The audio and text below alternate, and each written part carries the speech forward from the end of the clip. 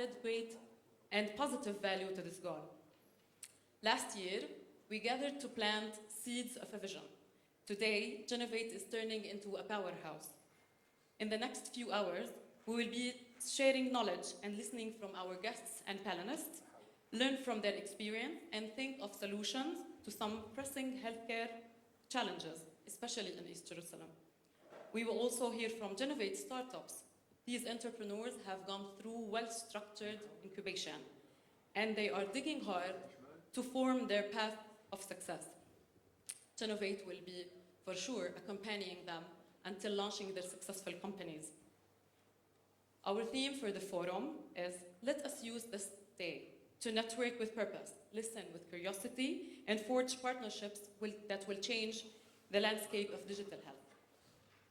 Before we dive into our plenary session and go for our discussion panels, I want to thank each and every one of you again, with all your respected titles and positions, for joining us today. Your participation is of a great honor to us.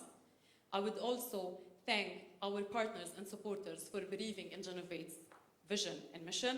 I would like also to thank Jinnovate team for all their efforts for the last 2 years, not forgetting the great volunteers who helped us for preparing for this event, despite all the retardation and whatever small tricks that appear in the last moment. I would like also to ask from you again to bear with us if we might face any changes in speakers or in the timetable for today. And now it's my great honor to officially declare the Jinnovate 2026 Forum open. We hope this day will be of great success to each and every one of us. I invite you to visit the entrepreneurs and companies' booths, wander around, feel free to mingle and meet with new people that can be potential partners and friends. Today, we have 4 discussion panels. After each panel, you will see a QR code on the screen. Please scan it and help us learn about your feedback in relation to the topic of the session. And now, allow me to pass the platform to Mr. Mahmoud Khwaiz, CEO of Jinnovate. Mr. Khwaiz is a leader with over 30 years of experience in business and technology development. Thank you.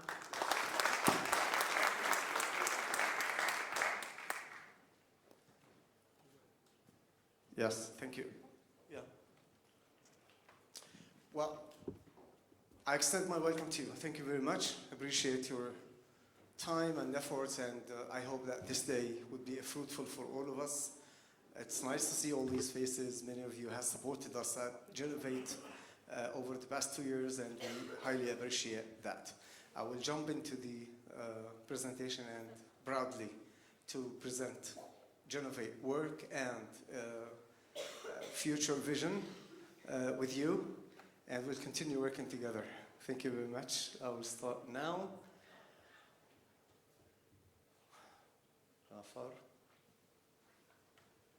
Okay. So maybe I want to talk a little bit about our vision. Not reading here, but we want to connect researchers, clinicians, and the business together. Industry with the business in order to start creating some businesses in East Jerusalem. And those businesses are startups in the health tech innovation field. So it's a different type, different quality, different level of businesses that we're thinking of.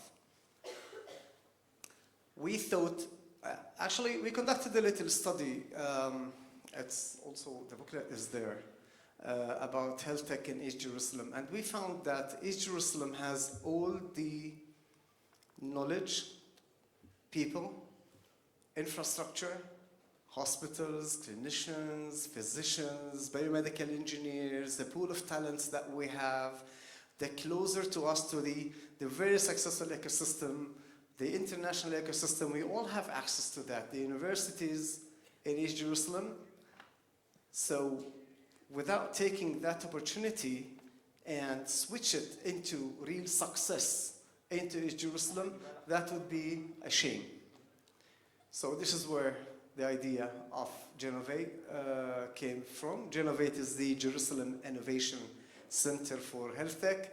And here I want to give 2 applauds for one, Dr. Dan Turner from Sharet Sedek, and Fadi Swedan and Avner Helpren. Those are the three people actually whom I discussed first, Jinnovate, and then they became our partners. So Sheba, Sharet Sedek, and Takwin Venture Capital are our partners, and thank you.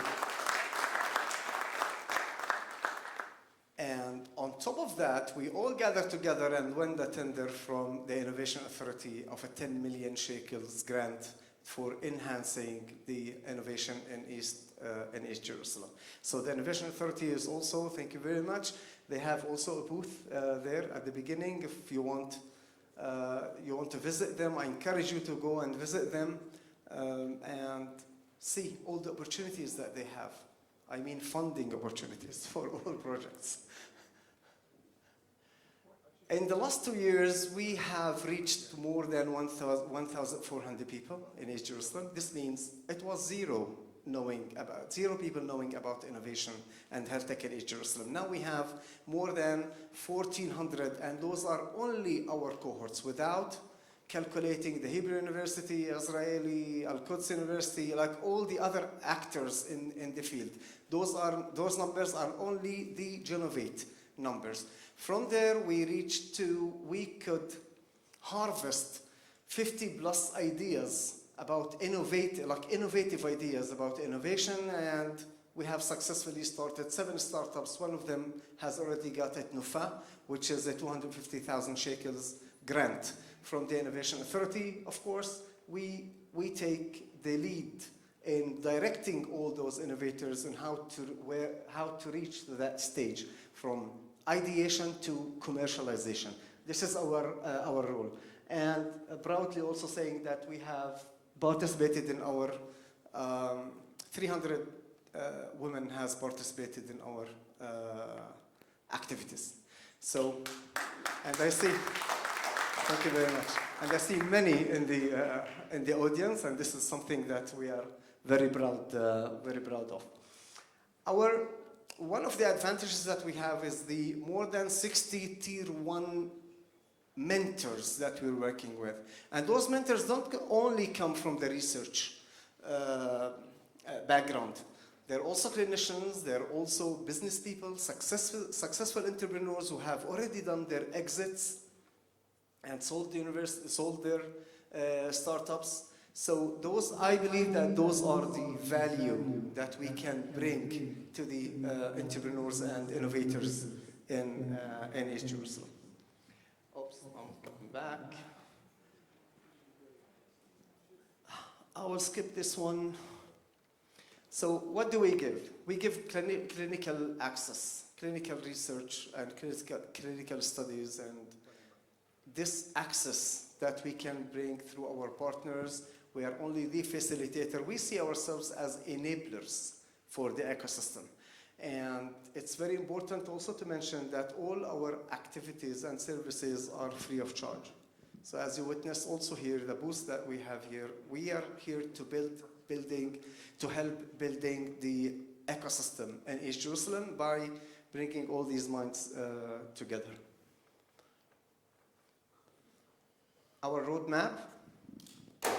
Oops. So to participate in our activities, this is our roadmap. In April, we're going to start our pre-acceleration program. The mix and match is where it's an event that we bring people with medical background, engineering background, and business background together and help them to create ideas, innovative ideas about unmet health needs. And then they can participate in our pre-acceleration program where we can take them from the ideation to commercialization. In May, we're starting Innovation Leadership Program, and I'm happy to see many of those who participated in the last years in this program. This program is for people in the senior level people from the industry, from East Jerusalem, whether it's Kubot Khalim or hospitals, universities, whoever. I want to rephrase it. All decision makers in the health industry are welcome to join. Again, it's free of charge. In July, we are starting our third AI in HealthTech program, and this is a deep tech. This is not how to use AI tools. This program is meant for deep researchers or researchers who want to start knowing about how AI can solve a medical unmet need with a product market fit. This is our main criteria in selecting the ideas, a product market fit. All our programs are economic partnership, zero politics. It's only helping the people, helping the patients, and helping businesses. Oops. We join lots of conferences, and this is our second conference. Of course, we don't join it only as staff. We also encourage you to apply to us so we can take you with us to those conferences. We have enough budget in order to cover some numbers. Currently, we're working on 2 projects. This project is an employment project. We are aiming to hire 18 software engineers in East Jerusalem. We received the generous grant from the Innovation Authority, 2.5 million shekels.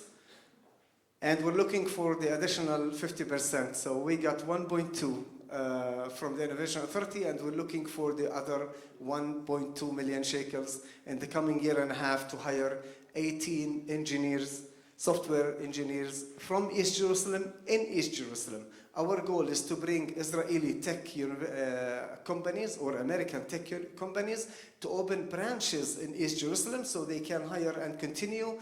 We will subsidize a part of the salary for the first 6 months for each company who decides to come. This is our venture studio new project. We are raising $10 million. We already started, and some of the supporters are here, Shuli, Jinji, also in this program. Our aim is to raise $10 million and to create our own ideas in-house on what the health sector, the global health sector require. So we're going to work with all the researchers from all over the globe, and of course priority for Jerusalem and to expand also to Saudi Arabia. This is one of the goals that we have. We already started discussion.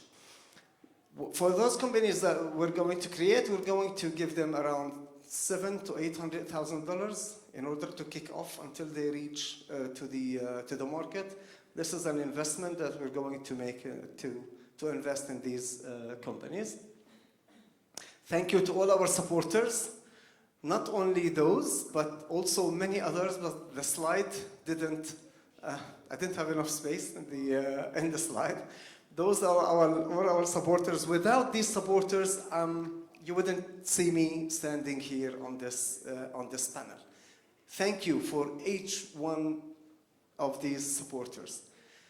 We signed a contract. We signed a research agreement with the University of Connecticut, Harvard Medical School, Mass General Brigham. Of course, Shiba and Shali Sedek are there. Today, we're going to meet many of those companies here: Pfizer, Medtronic, Hebrew University. I don't want to forget anyone, but these are the numbers. These are the. Now, this is the team that sits or act behind the scenes. I'm the logistics person. Jafar is the CTO, and he's working with all the startups like one-to-one, helping them to develop their ideas and technological ideas. Rana Yomat, she's managing all the programs, and Razan, she couldn't make it today. Our finance, without Anya Eldan, we will not. She's an anchor for us and connecting us to the right people and connecting us to the investors as well. Jamal and our CFO Maisa also cannot make it today. Thank you very much for your time. Thank you very much for coming with this. Well, appreciate it. Thank you.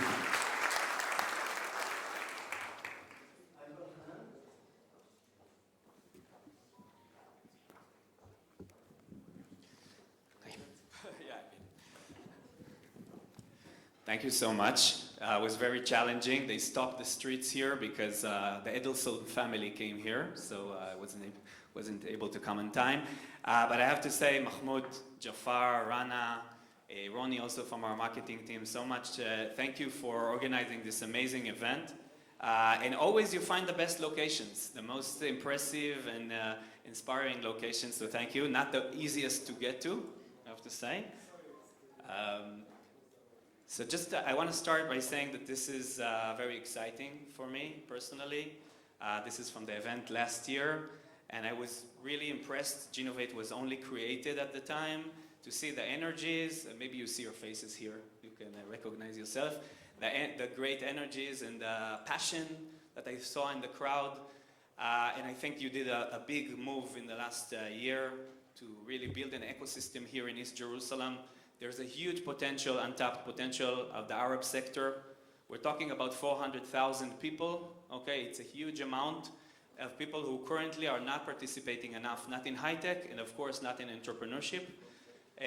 Previously, before joining the IIA, I was one of the founders of Made in JLM, organization that is focused on here entrepreneurship and high-tech here in Jerusalem.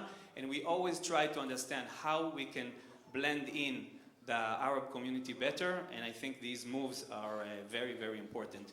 If we work together in hospitals and HMOs, and 50% today of the medical staff in hospitals here in Jerusalem is Arab, there is no reason we won't see the same in high-tech companies and the same in startups.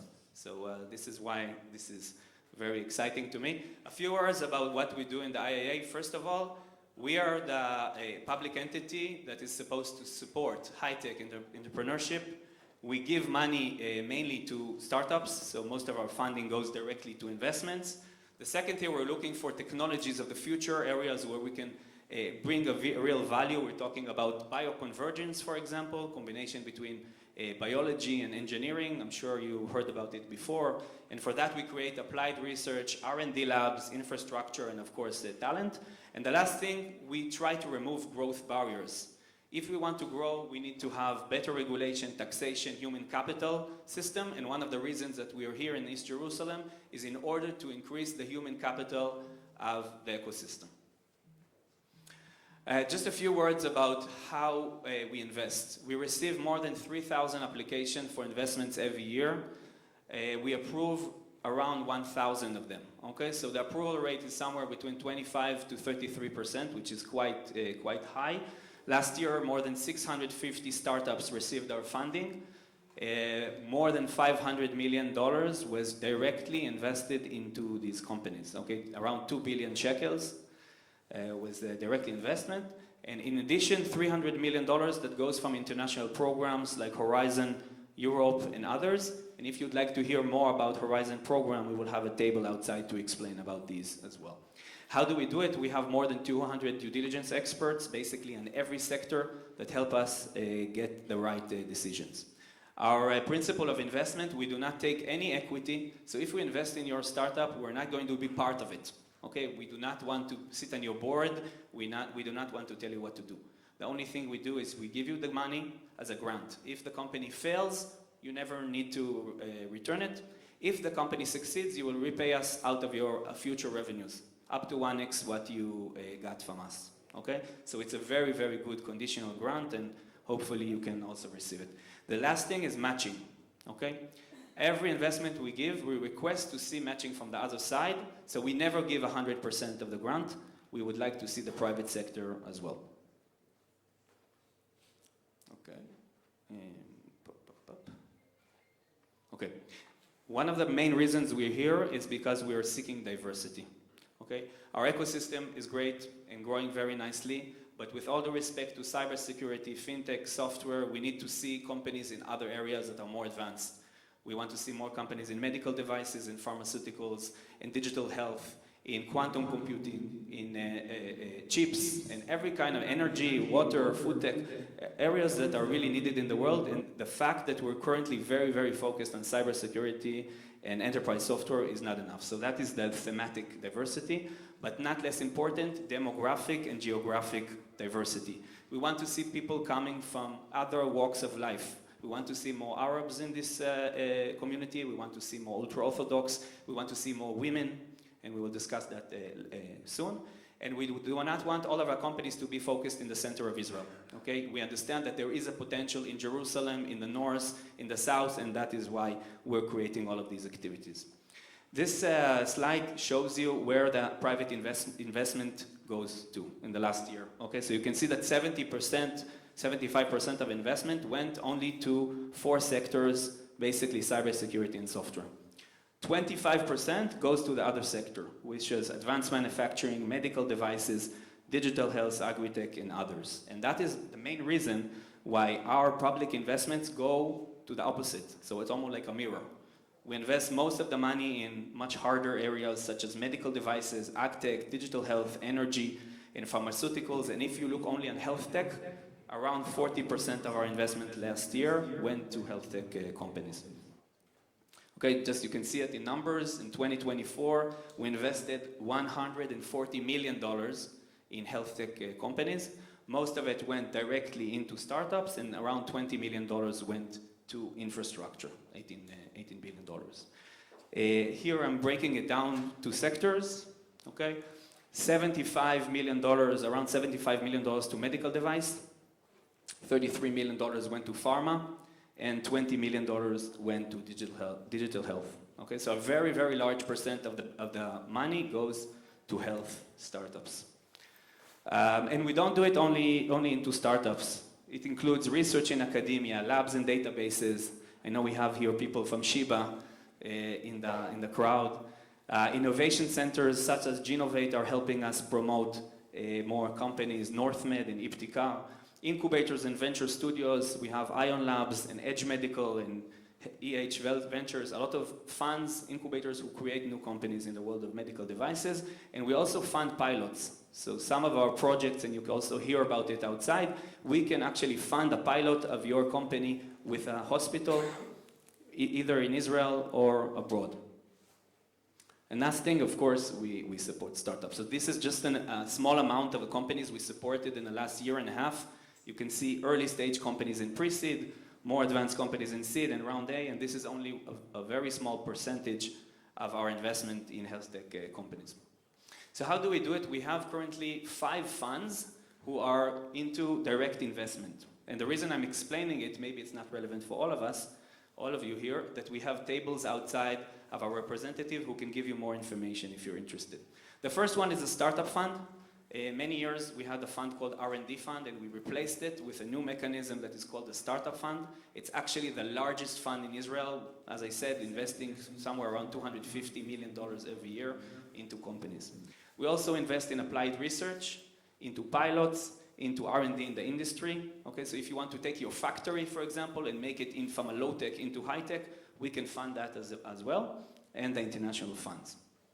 The other 5 funds we have are into vehicles. Okay, they're not directly into a startup. We have our incubator fund, innovation accelerator fund, that include also the innovation center, the R&D infrastructure fund, where we build labs for the future. So if you're interested in that, you can also discuss outside with our vice president of infrastructure division, Aviv, the human capital fund, and the Yozma fund. And unfortunately, we don't have enough time, so I will just go through them quickly.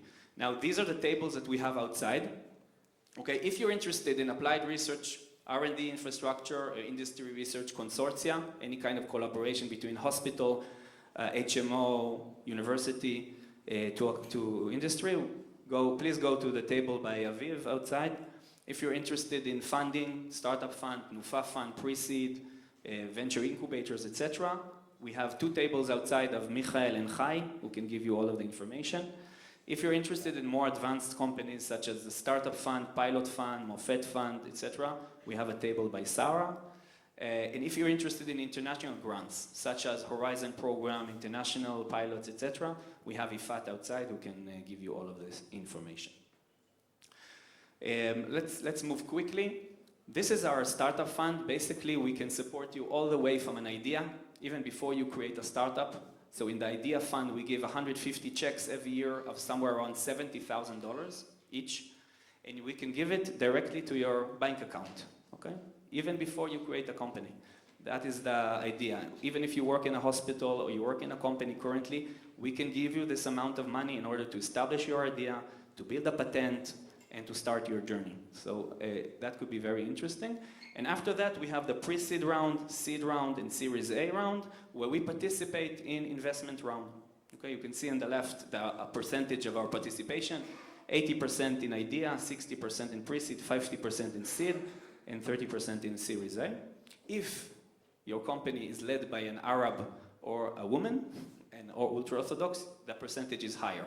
So it's an additional 10% for the grant, so it's 66% in pre-seed, 55% in seed, and 33% in Series A. Not because we have any pity to anyone, we just believe it will help you raise the funding you need from the private sector, and that is why the percentage is higher for these sectors. Where's this computer? Okay.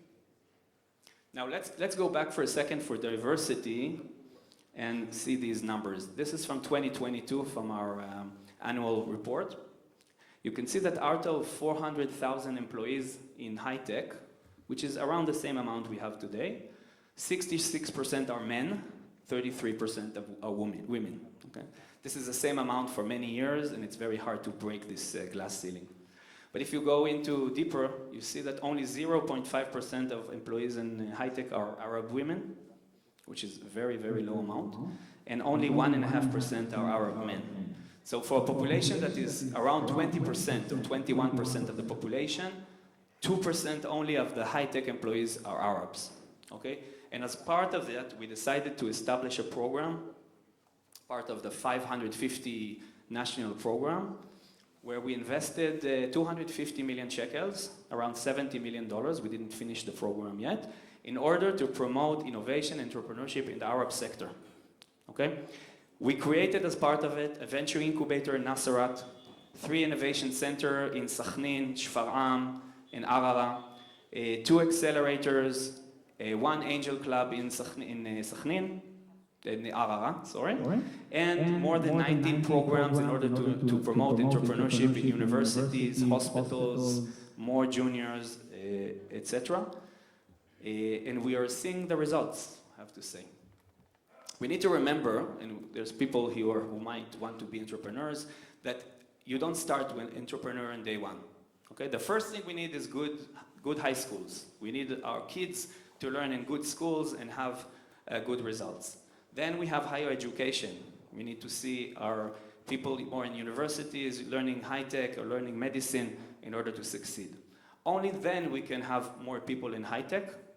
And the last, I can say the cherry on top, is entrepreneurship.